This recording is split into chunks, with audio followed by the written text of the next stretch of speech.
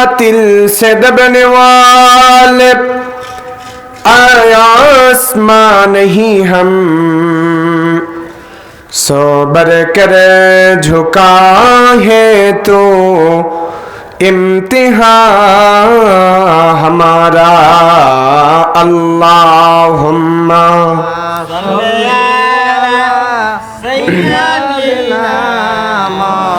लाना मुहम्मद व अला आले सय्यिदना बलगल उला बिकमालिही कशाफद दुजा बिजमालिही हसनत जमी व खिसालिही सल्लु अलैहि व आलिहि अल्लाहुम्मा आमीन। اللهم انت السلام ومنك السلام تبارك ربنا وتعاليك يا ذا الجلال والإكرام। আল্লাহ তাআলা আন্দার কোঠা মধ্যপাড়া জামে মসজিদের উন্নতি কল্পে বিরাট ইসলামী জালসা ও দোয়ার মাহফিল রব্বুল আলামিন এই মাহফিল থেকে আমরা গুটি কয়েক গুনাহগার বান্দা হাত তুলে আছি। আল্লাহ রব্বুল আলামিন জীবনে কত গুনাহ করলাম, হাত দিয়ে কত গুনাহ করেছি, পা দ্বারা কত গুনাহ করেছি, রব্বুল আলামিন জবান দ্বারা কত গুনাহ করেছি। আজকে এই কোরআনের মাহফিলে আসার রসিলায় জীবনের সমস্ত গুনাহগুলোকে মাফ করে দাও। আল্লাহ তাআলা আজকের মাহফিলের সম্মানিত সভাপতি জনাব মোহাম্মদ আব্দুল ওহাব মোল্লা, আল্লাহ তাআলা তোমার এই গোলামকে কোরআনের মাহফিলের সভাপতি হওয়ার জন্য, দ্বীনের জন্য, ইসলামের জন্য কবুল করে নাও। আল্লাহ তাআলা এই মাহফিল থেকে আমরা যারা হাত তুলেছি রব্বুল আলামিন, আল্লাহ তাআলা আমরা যারা এই কোরআনের মাহফিলে বসতে পেরেছি, আল্লাহ এই কোরআনের মাহফিলটিকে আল্লাহ কিয়ামতের ময়দানে আমাদের জন্য সাক্ষীর কাঠগড়ায় দাঁড় করিয়ে দিও। আল্লাহ তাআলা এখনো অনেক মানুষেরা এই কোরআনের মাহফিলে আসতে পারে নাই, রব্বুল আলামিন বাজারে ঘুরছে, এদিক সেদিক ঘোরাঘুরি করছে। আল্লাহ দয়া করে মায়া করে তাদেরকে এই কোরআনের মাহফিলে আসার মতো তৌফিক দান করে দাও।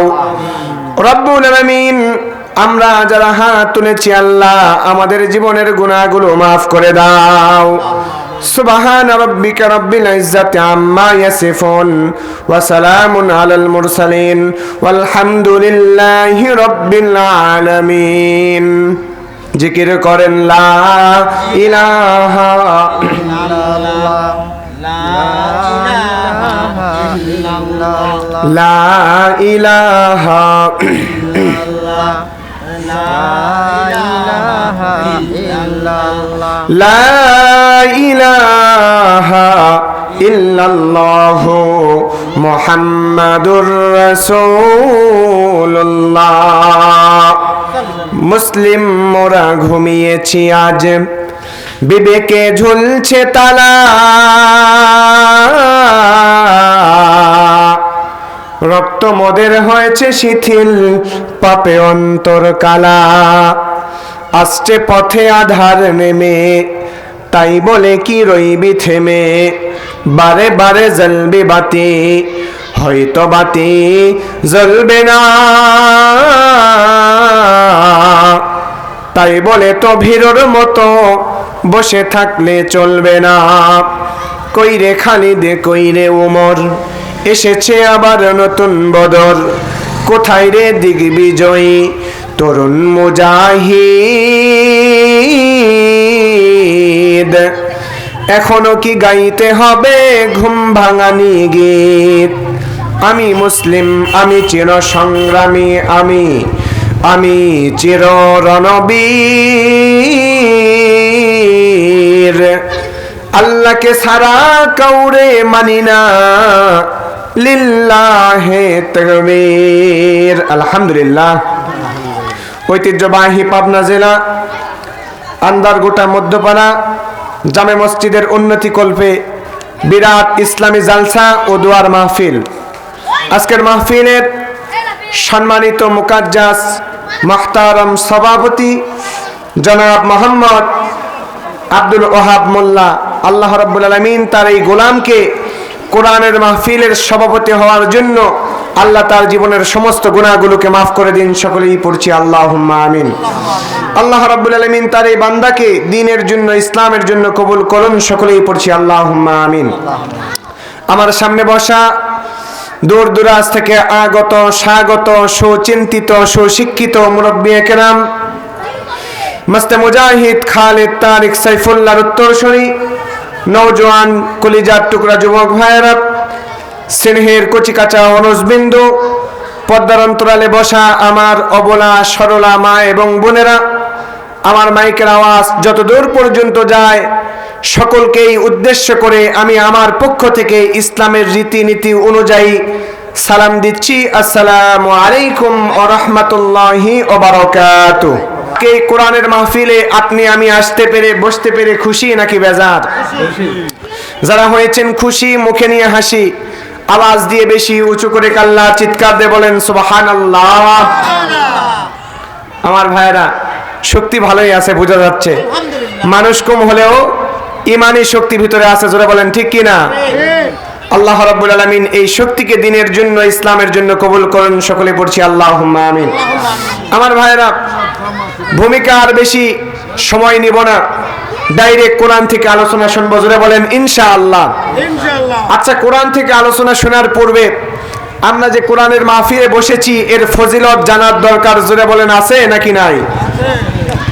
আমার ভাইয়েরা নজর করেন, আল্লাহ রাব্বুল আলামিন পৃথিবীর মানবতাকে ডাক দিয়া বলছেন, ও দুনিয়ার মানুষেরা তোমরা শোনো, এই পৃথিবীর বুকে, দুনিয়ার জমিনে যখন কোরআনুল কারীম থেকে কোনো জায়গায় আলোচনা করা হয়, বিশ্বনবী ডাক দিয়া বলছেন, দুনিয়ার জমিনে কোনো জায়গাতে বসে যখন আমার হাদিস থেকে আলোচনা করা হয়, ওই জায়গাটা পৃথিবীর কোনো সাধারণ জায়গা থাকে না, ওই জায়গাটা হয়ে যায় আল্লাহর জান্নাতের একটা অংশ। জোরে বলেন সুবহানাল্লাহ। আমরা যে কোরআন থেকে আলোচনা শুনতে বসেছি, জোরে বলেন তো এই কোরআনের মূল্য আছে না নাই? এই কোরআন এমন একটি কোরআন, এই কিতাব এমন একটি কিতাব, that is the book, there is no doubt about it, no false about it, no wrong about it, even no confusion about it. জোরে বলুন না আল্লাহু আকবার। এই কিতাবের মধ্যে কোনো ভুল নাই, এই কিতাবের মধ্যে ভুল যে আছে এর সংশয় পর্যন্ত নাই। জোরে বলুন না সুবহানাল্লাহ। এই কিতাব কি? হুদাল লিল মুত্তাকিন। এই কিতাব হচ্ছে মুত্তাকিদের জন্য সঠিক রাস্তা, অর্থাৎ জান্নাতে যাওয়ার রাস্তা। জোরে বলেন সুবহানাল্লাহ। আমার ভাইরা, আল্লাহ রাব্বুল আলামিন বলেন, যালিকাল কিতাবু লা রাইবা ফীহি হুদাল লিল মুত্তাকিন। আল্লাহু আকবার। আল্লাহ রাব্বুল আলামিন तमाम পৃথিবীর মানবতাকে ডাক দেয়া বলছে, ও দুনিয়ার মানুষেরা তোমরা শুনে নাও, জেনে নাও, এই কোরআন আমি নাজিল করলাম, যালিকা, এটা এমন একটি কিতাব, লা রাইবা ফি, এর মধ্যে কোনো সন্দেহ নাই, সন্দেহের কোনো সংশয় নাই, হুদাল লিল মুত্তাকিন, এই কিতাব হলো মুত্তাকিদের জন্য পথ নির্দেশনা। অর্থাৎ যারা এই কোরআনকে মানবে, মুত্তাকি বান্দা যারা হবে, ইমানদার বান্দা যারা হবে, এই কোরআন ওই বান্দাটাকে জান্নাতের রাস্তাখানা দেখিয়ে দিবে। যারা বলেন সুবহানাল্লাহ। আল্লাহ রাব্বুল আলামিন বলেন, আলিফ লাম রা, কিতাবুন আনজালনাহু ইলাইকা লিতুখরিজান নাসা মিনাজ যুলুমাতি ইলান নূর। আল্লাহ রাব্বুল আলামিন ডাক দিয়ে বলছে, কিতাবুন আনজালনা, এই কিতাব আমি নাজিল করেছি, আনজালনাহু ইলাইকা লিতুখরিজান নাস, অর্থাৎ সমস্ত মানুষগুলোকে, ইখরিজুন নাস মিনাজ যুলুমাতি ইলান নূর, অন্ধকারের পথ থেকে আলোর দিকে বের করে নিয়ে যাওয়ার জন্য আমি কোরআন নাজিল করেছি। যারা বলেন সুবহানাল্লাহ। তাহলে এই কোরআনকে কোন মানুষ যখন মেনে নিবে, এই কোরআন ওই বান্দাকে অন্ধকার, অর্থাৎ দুনিয়ার যত পাপাচারী আছে, শয়তানের রাস্তা, এইটাকে বলা হয় অন্ধকার। জোরে বলেন কি? ওই যে এখান থেকে দূরে দেখা যায় ওটা অন্ধকার, এইটা হলো লাইট। নূর অর্থ লাইট, নূর অর্থ আলো, এই অন্ধকারের কথা আল্লাহ বোঝান নাই। অন্ধকার বলতে আল্লাহ রাব্বুল আলামিন বুঝিয়েছেন পৃথিবীর বুকে লেগে থাকা অন্ধকার। আমার ভাইরা নজর করেন, পৃথিবীর বুকে লেগে থাকা অন্ধকার হচ্ছে শয়তানের দেখানো পথ। শয়তান মানুষদেরকে ধোঁকা দিয়ে বোকা বানিয়ে জান্নাতের পথ থেকে জাহান্নামের পথের দিকে নিয়ে যায়। জোরে বলেন ঠিক কিনা? আমার ভাইরা, তাহলে শয়তানের দেখানো পথ হলো ধোঁকা, ওই পথে মুমিন বান্দারা কখনোই যেতে পারে না। তাহলে এই কোরআন থেকে আজকে আমরা আলোচনা শুনব। ভাইরা আমার, আমি কোরআনুল কারীম থেকে সূরা তাওবার 112 নম্বর আয়াতটি তেলাওয়াত করেছি। এই আয়াতের মধ্যে রব্বুল আলামিন 8 থেকে 9টা গুণের কথা বলেছেন। আল্লাহ রাব্বুল আলামিন বলেছেন এই 8টা গুণ যদি কোনো বান্দা অর্জন করতে পারে, আল্লাহ রাব্বুল আলামিন বলছেন ওয়াবাশশিরিল মুমিনিন। আল্লাহু আকবার। ওয়াবাশশির অর্থাৎ সুসংবাদ দাও, বিমুমিনিন হে ঈমানদাররা, ও নবী আপনি সুসংবাদ দেন তাদেরকে। ওয়াবাশশির মানে সুসংবাদ দাও, বিমুমিনিন যারা ঈমান এনেছে আল্লাহর প্রতি এবং এই গুণগুলো তারা নিজেদের জন্য অর্জন করেছে। জোরে বলেন সুবহানাল্লাহ। আমার ভাইরা, আল্লাহ রাব্বুল আলামিন এই আয়াতে শুরুতে বলছেন আত-তাইবুনাল আবিদুনাল হামিদুনাস সাইহুন। আল্লাহু আকবার। আল্লাহ রাব্বুল আলামিন প্রথম নম্বরে বললেন আত-তাইবুন অর্থাৎ মুমিন বান্দা তারা হবে যারা তওবা করবে, নিজেদের গুনার জন্য তওবা করবে। আচ্ছা বলেন তো, আমরা দুনিয়াতে গুনাহ করেছি কি করি নাই? এমন গুনাহ করেছি, এই গুনাহ নিয়ে আমরা যদি কবরের ভিতরে চলে যাই, ওই কবর বরদাস্ত করবে না, এমন জোরে চাপ মারবে, ডান পাশের হাড্ডিগুলো ভেঙে বাম পাশে চলে যাবে, বাম পাশের হাড্ডিগুলো ডান পাশে চলে আসবে। জোরে বলেন ঠিক কিনা? তাহলে আমরা যে গুনাহ করেছি বলেন তো, এই গুনাহ থেকে তওবা করার দরকার। জোরে বলেন আছে না নাই?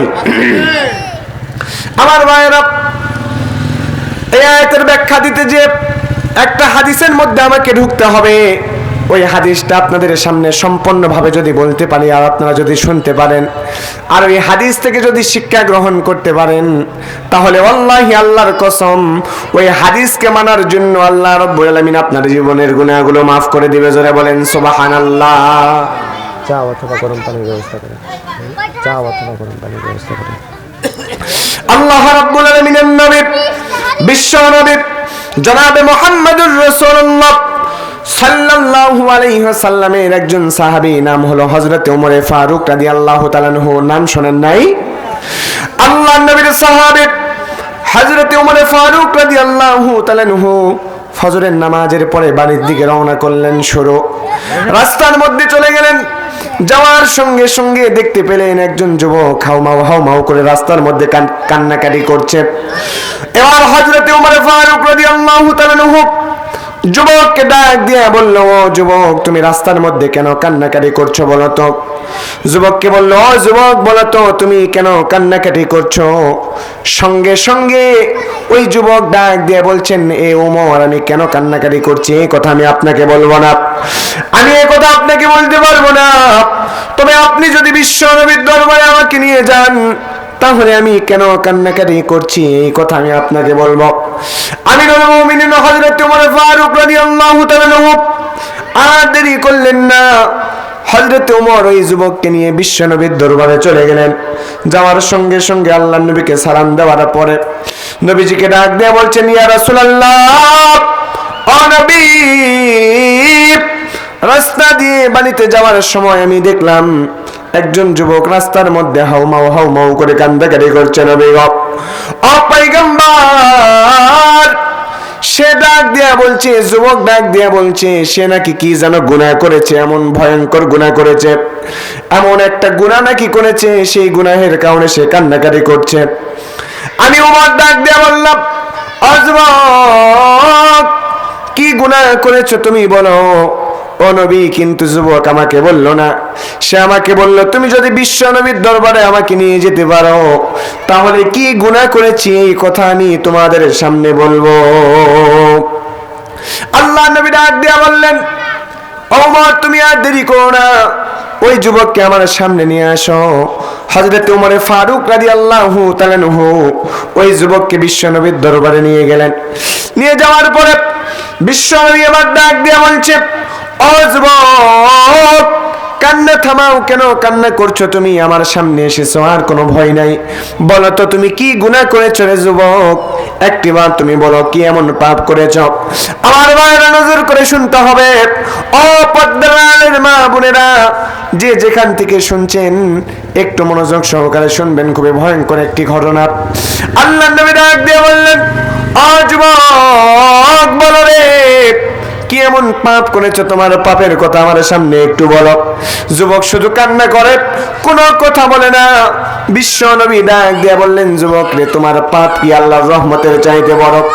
হযরত ওমর ফারুক রাদিয়াল্লাহু তাআলা সঙ্গে সঙ্গে সেই জায়গায় বসে আছে। ওই যুবক হাউমাউ করে কান্দে বিশ্ব নবীকে বলছে, ইয়া রাসূলুল্লাহ, ইয়া হাবিবাল্লাহ, আমার গুনাহ আল্লাহর রহমতের চাইতে বড়। জোরে বলেন আল্লাহু আকবার। আচ্ছা বলেন তো, পৃথিবীর মধ্যে আল্লাহর রহমতের চাইতে কোনো কিছু বড় হতে পারে? কিন্তু ওই যুবক ডাক দিয়া বলছে, ও নবী, ও পয়গম্বর, ও বিশ্বনবী, আমি এত পাপ করেছি, আমার পাপটা আল্লাহর রহমতের চাইতে বড়। তারপরেও বিশ্বনবী বললেন, ও সাহাবী, বলো তো তুমি কি পাপ করেছো? একটু পাপের কথাটা বলো। তারপরে ওই যুবক বলে না। এরপরে বিশ্বনবী বললেন, ও যুবক তুমি শোনো, তোমার পাপ কি আল্লাহর দয়া, আল্লাহর মায়া, আল্লাহর মনের চাইতেও বড়? সঙ্গে সঙ্গে যুবক ডাক দিয়ে বললেন, হ্যাঁ হ্যাঁ, আমার পাপ আপনার আল্লাহর দয়া, আল্লাহর মায়া, আল্লাহর রহমতের চাইতেও বড়। জোরে বলেন আল্লাহু আকবার। বিশ্বনবী অবাক হয়ে গেলেন, ডাক দিয়া বললেন, এ ওমর, এই যুবক বলে কি? এই যুবকের পাপ নাকি আল্লাহ রাব্বুল আলামিনের দয়া, মায়া, তার রহমতের চাইতেও বড়। জোরে বলেন না আল্লাহু আকবার। বিশ্বনবী বলছেন, কি এমন পাপ তুমি বলো তো? তোমার পাপের কথা আজকে শুনবো, তারপরে এখান থেকে যাবো। জোরে বলেন, জানার দরকার আছে না নাই? আমার ভাইয়েরা, বিশ্বনবী ডাক দিয়া বললেন, ও যুবক বলো তো, কি এমন পাপ তুমি করেছ? সঙ্গে সঙ্গে যুবক একবার হাউমাউ করে কান্নাকারি শুরু করে দিল। যুবক এবার ডাক দিয়া বলছে, ইয়া রাসূলুল্লাহ, ইয়া হাবিবাল্লাহ, নবী গো, ও পয়গম্বর, দুনিয়াতে আল্লাহ রাব্বুল আলামিন মানুষকে বিভিন্ন ভাবে রিজিকের ব্যবস্থা করেছেন। আপনাদের মধ্যে অনেকে আসে কৃষি কাজ করে, অনেক মানুষ আছে চাকরি বাকরি করে, অনেক মানুষ আছে ব্যবসা করে, এর মধ্যে বিভিন্ন রকমের পেশাদার মানুষ আছে না নাই? ওই যুবক ডাক দিয়ে বলছে, ইয়া রাসূলুল্লাহ, ইয়া হাবিবাল্লাহ, ও নবী, দুনিয়াতে আল্লাহ রাব্বুল আলামিন বিভিন্ন পেশায় মানুষকে নিয়োজিত করে রেখেছেন, কিন্তু আমি এমন একটা পেশা গ্রহণ করেছিলাম, এমন একটা জীবিকা নির্বাহ করার জন্য এমন একটা ব্যবসা আমি করেছিলাম, এমন একটা ব্যবসা আমি শুরু করেছিলাম।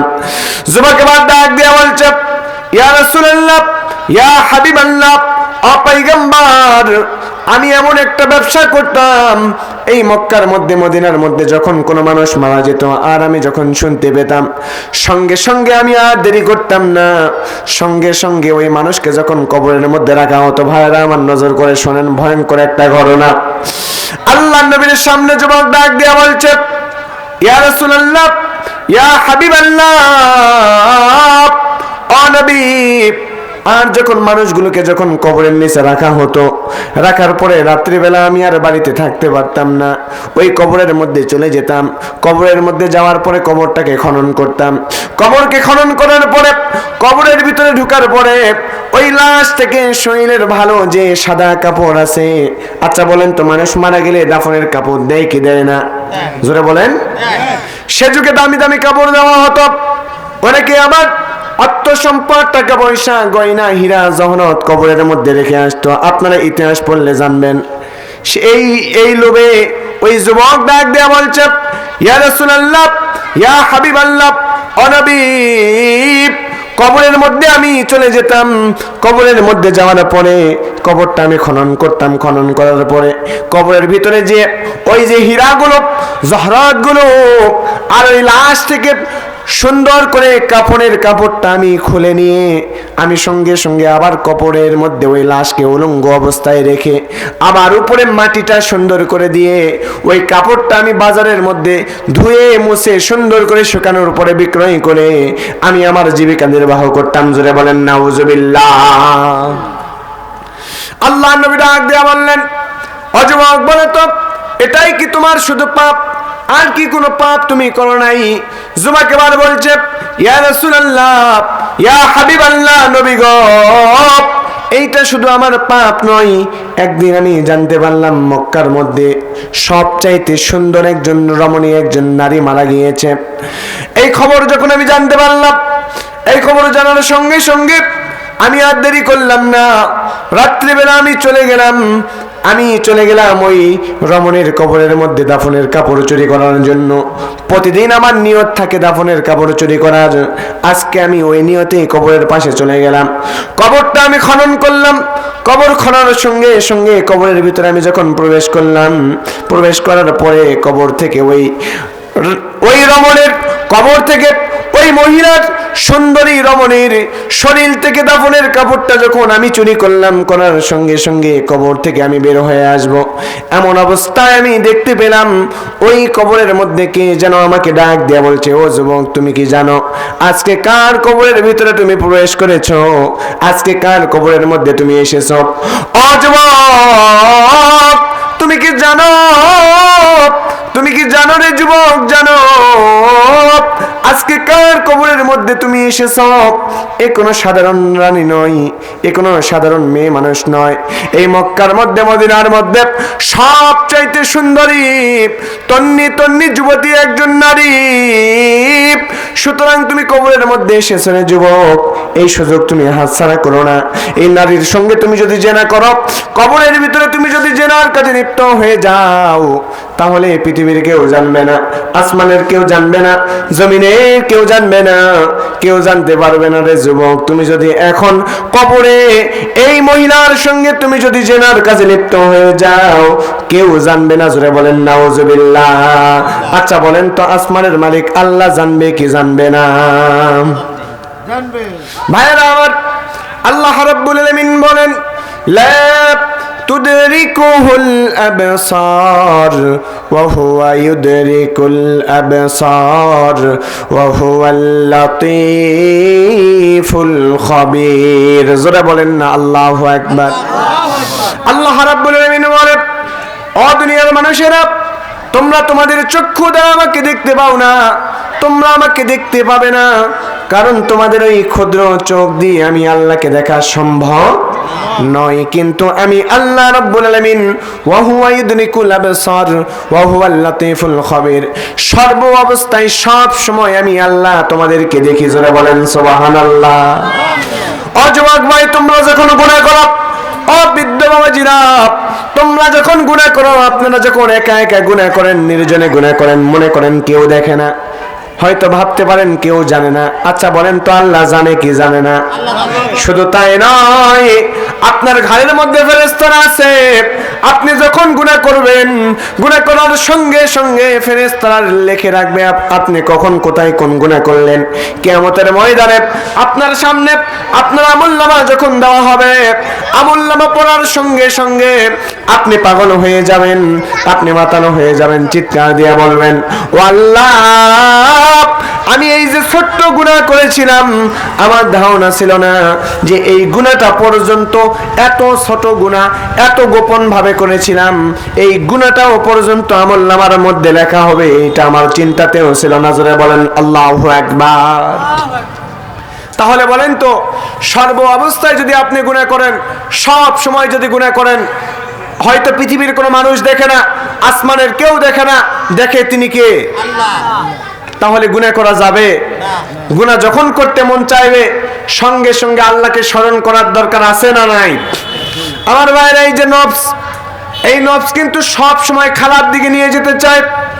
শয়তান চায় না আপনি নামাজ পড়েন, শয়তান চায় না আপনি নামাজে যান। ফজরের সময়, শীতের রাত, আপনি নামাজে উঠবেন, এমন সময় শয়তান আপনার কানের কাছে এসে ডাক দিয়ে বলে, ও বান্দা, তুমি জানো না কি সুন্দর রাত, তুমি ন্যাপের ভিতর থেকে উঠে ঠান্ডা পানি দিয়ে তুমি ওযু করে কেন মসজিদে যাবা? আর একটু ঘুমিয়ে পড়ো।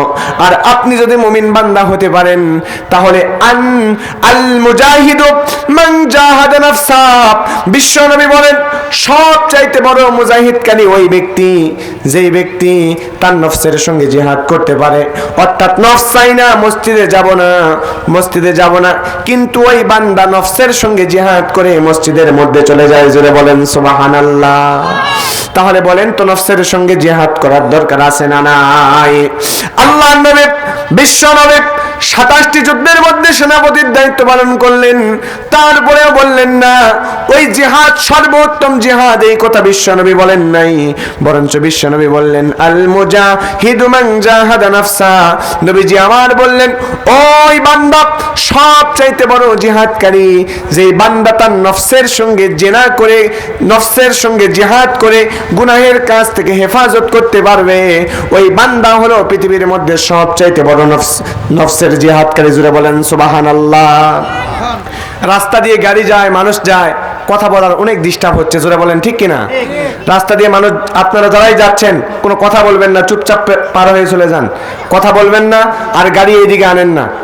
কারণ কোরআনের মাহফিলে ডিস্টার্ব দিলে আল্লাহ রাব্বুল আলামিন কিয়ামতের ময়দানে আপনাকে ছাড়বেন না। আল্লাহর নবী বলেন মাজালিসুল ইলমু হিয়া রাউদাতুম মির রিয়াদিল জান্নাহ। নবীজি বলেন যেই জায়গাতে বসে কোরআন থেকে আলোচনা করা হয়, বিশ্ব নবীর হাদিস থেকে আলোচনা করা হয়, ওই জায়গাটা পৃথিবীর কোনো সাধারণ জায়গা থাকে না, ওই জায়গা হয়ে যায় আল্লাহর জান্নাতের একটা অংশ। জোরে বলেন সুবহানাল্লাহ। সুতরাং কোরআন শুনলে দুইটা আদব লাগবে। জোরে বলেন কয়টা? দুইটা আদব লাগবে। আল্লাহ রাব্বুল আলামিন বলেন ওয়াইদা কুরিয়াল কুরআনু ফাসতামিউ লাহু ওয়া আনসিতু লাআল্লাকুম তুরহামুন। আল্লাহ বলছেন তোমরা যখন কোরআনুল কারীম থেকে আলোচনা শুনবা, ফাসতামিউ লাহু, চুপ করে শুনবা, ওয়া আনসিতু, বসে থেকে নীরব হয়ে শুনবা। জোরে বলেন সুবহানাল্লাহ। তাহলে কি হবে? লাআল্লাকুম তুরহামুন। বৃষ্টি যেমন আসমান থেকে ঝরঝর করে জমিনের মধ্যে পড়ে, এই দুইটা কাজ করার জন্য আল্লাহর রহমত আপনার উপরে নাজিল হতে থাকবে। জোরে বলেন সুবহানাল্লাহ। তাহলে কোরআনুল কারীম থেকে আলোচনা শুনলে দুইটা কাজ, এক নাম্বার চুপ করে বসে থেকে শুনতে হবে, দুই নাম্বার বসে থেকে শুনতে হবে, আর এক নাম্বার চুপ করে থাকতে হবে। আর এছাড়া কোরআনের মাহফিলে ডিস্টার্ব দেওয়া যাবে না। এটা আমার কথা নাকি আল্লাহর কথা? আল্লাহ রাব্বুল আলামিন বলেন وقال الذين كفروا لا تسمعوا لهذا القرآن والغوا فيه لعلكم تغلبون الله أكبر الله رب العالمين ডাক দিয়ে বলে দুনিয়ার মানুষেরা রে, কাফেররা বলে বিশ্ব নবীকে আল্লাহ জানাচ্ছেন ও নবী, কাফেররা বলে ওয়াকালাল্লাযীনা কাফারু, কাফেররা বলে লা তাসমাউ লিহাযাল কুরআন, তোমরা কোরআনুল কারীম শ্রবণ করো না। অর্থাৎ কাফেররা ডাক দিয়া বলে তোমরা কোরআনুল কারীম শ্রবণ করো না। আর কোরআনুল কারীম যখন আলোচনা করা হয় তখন তোমরা মারামারি সৃষ্টি করো, গন্ডগোল সৃষ্টি করো। জোরে বলেন নাউজুবিল্লাহ। তাহলে কাফেরদের কাজ হলো একটা, তারা কোরআনের মাহফিলে মারামারি সৃষ্টি করবে, কোরআনের মাহফিলে ডিস্টার্ব দেবে। কোরআনের মাহফিলদেরকে কোরআনের মানুষেরা, যে মানুষেরা জান্নাতের বাগানে বসে কোরআনুল কারীম থেকে আলোচনা করবে অথবা আলোচনা শুনবে, ওই মানুষগুলাকে তারা ডিস্টার্ব দিবে। তাহলে বলেন তো কোরআনের মাহফিলে ডিস্টার্ব দেওয়া যাবে? জিকির করেন লা ইলাহা, নজর করেন। ওই যুবক এবার কবরের ভিতরে ঢুকলেন, ঢুকার সঙ্গে সঙ্গে এবার ওই নারীর সঙ্গে তিনি জিনা করে ফেললেন। কেননা শয়তান তাকে বলছে, শয়তান তাকে ডাক দেয়া বলছে ও যুবক, তুমি কি জানো কার কবরের মধ্যে তুমি এসেছো? এর মতো মক্কার জমিনে আর কোন সুন্দরী রানী নাই, এই সুন্দরী কোন রমণী নাই, সুন্দরী কোন মহিলা নাই। সুতরাং তুমি যেই কবরের ভিতরে ঢুকেছো, এখন যদি এই মহিলার সঙ্গে, এই রানীর সঙ্গে তুমি যদি জিনা করতে পারো, তার সঙ্গে তুমি যদি তোমার মনোবাসনা পূর্ণ করতে পারো, পৃথিবীর কেউ দেখবে না, আসমানের কেউ দেখবে না, জমিনের কেউ দেখবে না। জোরে বলেন নাউজুবিল্লাহ। সঙ্গে সঙ্গে যুবক এবার চিন্তা করলো, আহারে তাই তো, আমি যদি আজকে এই মহিলার সঙ্গে আজকে যদি আমি এই নারীর সঙ্গে জিনার কাজে লিপ্ত হয়ে যাই কেউ জানবে না।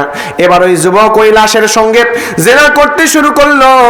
জিনা করার সঙ্গে সঙ্গে তার কাজ যখন পরিপূর্ণ হয়ে গেল, হওয়ার সঙ্গে সঙ্গে এবার সে যখন কবর থেকে বের হয়ে আসবে, এবার ওই মহিলাটা ডাক দিয়ে বলছে, ও যুবক, এইটা তুমি কি করলা? এইটা তুমি কেমন কাজ আমার সঙ্গে করতে পারলা? ও যুবক, তোমার কি একটু দয়া হলো না? তোমার কি একটু মায়া হলো না? এই কবরবাসীর কাছে তুমি আমাকে নাপাক অবস্থায় রেখে গেলা রে যুবক। তোমার কি কলেজার মধ্যে দয়া নাই, মায়া নাই?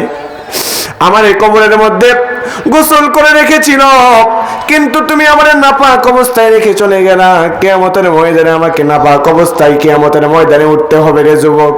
তোমার অন্তরের ভিতরে কি দয়া নাই, মায়া নাই?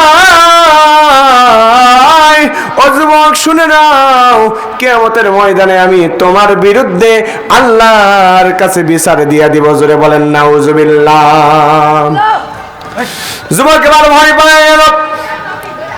যুবক কান্নাকাটি করা শুরু করলো। কি করবে কিছুই বোঝে না। সঙ্গে সঙ্গে দাফনের কাপড়টা কবরের মধ্যে রেখে যুবক এবার রাস্তার মধ্যে হাউমাউ করা শুরু করে দিল। বিশ্বনবীকে ডাক দেয়া বলছে, ইয়া রাসূলুল্লাহ, ইয়া হাবিবাল্লাহ, এই যে আমার পাপ, এত বড় আমি পাপ করেছিলাম, এই জন্য পাগলের মতো রাস্তাতে কান্নাকাটি করছিলাম। আল্লাহ নবী ডাক দেয়া বলছেন, সঙ্গে সঙ্গে এই পাপের কথা শোনার পরে বিশ্বনবীকেও অবাক হয়ে গেলেন। ডাক দিয়ে বলছেন, যুবক রে, আসলে তোমার পাপটা তো অনেক বড়। কি? তোমার পাপটা অনেক বড়। এই কথা বলার সঙ্গে সঙ্গে যুবক আর বরদাস্ত করতে পারলো না, যুবক আর সহ্য করতে পারলো না। কেননা বিশ্বনবী বলেছেন পাপটা অনেক বড়, তার মানে আমার আর কোনো মাপ নাই, আমার আর কোনো ছাড় নাই, জাহান্নামের আগুনের মধ্যে জ্বলা লাগবে। জোরে বলেন ঠিক কিনা? ওই যুবক এইটা মনে করে সঙ্গে সঙ্গে দৌড়ে চলে গেল। একদিন নয়, 2 দিন নয়, হাদিসের মধ্যে এসেছে 40 দিন পর্যন্ত ওই যুবক কিছু না খেয়ে শুধু আল্লাহর দরবারে কান্নাকাটি করতে লাগলো। মক্কার মধ্যে যত বড় পাহাড় ছিল, সব চাইতে উঁচু পাহাড়ের মধ্যে উঠে কিছু খাই না, না খেয়ে আল্লাহকে ডাক দেয়া বলে, আল্লাহ, ও আল্লাহ, এত বড় পাপ আমি করলাম। রব্বুল আলামিন তোমার নবীজিও বলল এই পাপটা হলো অনেক বড়। ও আল্লাহ, মনে হয় কিয়ামতের ময়দানে আমি আর ছাড় পাবো না।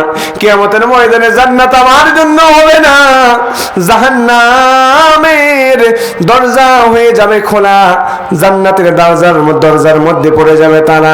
ও আল্লাহ, তুমি আমাকে মাফ করে দাও। এইরকম ভাবে 40 দিন পর্যন্ত কান্নাকাটি করতে লাগলো। বিশ্বনবী ভুলে গেলেন ওই যুবকের কথা, আর মনে রাখলেন না।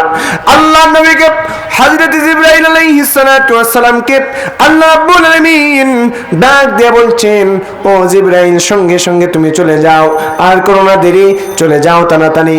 নবীজিকে যে 3টা প্রশ্ন করবা। 1 নম্বর প্রশ্ন হলো এই পৃথিবীকে সৃষ্টি করেছেন।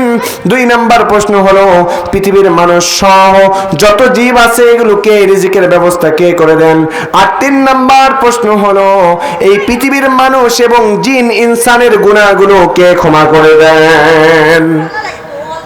আমার ভাইরা, হযরত জিবরাইল আলাইহিস সালাতু ওয়াস সালাম সঙ্গে সঙ্গে বিশ্বনবীর কাছে চলে আসলেন। আসার পরে সালাম দিলেন।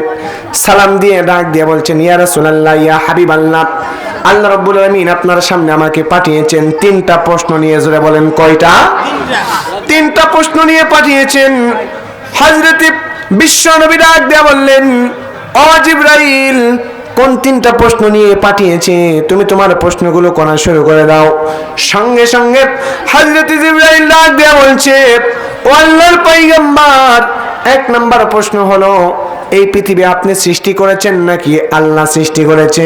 আল্লাহ নবী প্রশ্ন শোনার সঙ্গে সঙ্গে অবাক হয়ে গেলেন। জিবরাইলকে ডাক দিয়ে বলছেন, ও জিবরাইল, এতদিন থেকে তোমার সাথে আমার পরিচয়, এইরকম অদ্ভুত প্রশ্ন তুমি আমাকে কখনোই করো নাই, কিন্তু আজকে তুমি এইরকম প্রশ্ন আমাকে কেন করলা? আমি কেন এই দুনিয়া সৃষ্টি করতে যাব? আল্লাহ রাব্বুল আলামিন আসমান সৃষ্টি করেছেন, জমিন সৃষ্টি করেছেন, আমাকে সহকারে পৃথিবীর সব কিছু সৃষ্টি করেছেন, তিনি কে? আচ্ছা বলেন তো, পৃথিবীর কোনো মানুষ কি পৃথিবী সৃষ্টি করেছে? কথা বলতে হবে, করেছে? তাহলে সৃষ্টি করেছেন কে? মা ফিস সামাওয়াতি ওয়া মা ফিল আরদ। আল্লাহ বলছেন এই আসমান আমি সৃষ্টি করলাম, এই জমিন আমি সৃষ্টি করলাম। শুধু তাই নয়, তোমরা যখন জমিনে থাকো, জমিনের মধ্যে তোমরা যখন ফসল লাগাও, ফসল লাগার সঙ্গে সঙ্গে আমি আল্লাহ রাব্বুল আলামিন আসমান থেকে তোমাদের জন্য বৃষ্টি বর্ষণ করে ফসলকে তোমাদের জন্য উর্বর করে দিলাম। মাটিকে উর্বর করে দিয়ে ফসল অর্থাৎ তোমাদের জীবিকা নির্বাহের জন্য ফলমূলের ব্যবস্থা আমি আল্লাহ করে দিলাম। জোরে বলেন সুবহানাল্লাহ। আমার ভাইরা নজর করেন, বিশ্বনবী জনাবে মুহাম্মদুর রাসূলুল্লাহ সাল্লাল্লাহু আলাইহি ওয়াসাল্লাম ডাক দিয়ে বললেন, ও জিবরাইল শোনো, আমি কেন পৃথিবী সৃষ্টি করব? আল্লাহ রাব্বুল আলামিন পৃথিবী সৃষ্টি করেছেন, আসমান সৃষ্টি করেছেন। এবার হযরত জিবরাইল ডাক দিয়ে বলছেন, ও আল্লাহর পয়গম্বর নবী, 2 নম্বর পয়গম্বর, 2 নম্বর প্রশ্ন হলো, এই পৃথিবীর মধ্যে যত মানুষ আছে, জিন আছে, ইনসান আছে, এই মানুষগুলো, জিনগুলো, ইনসানগুলো যে রিজিক পায়, যে রিজিক তারা খায়, যে রিজিকটা তারা পায়, এই রিজিকের ব্যবস্থা আপনি নবী করেন নাকি আমার আল্লাহ করে?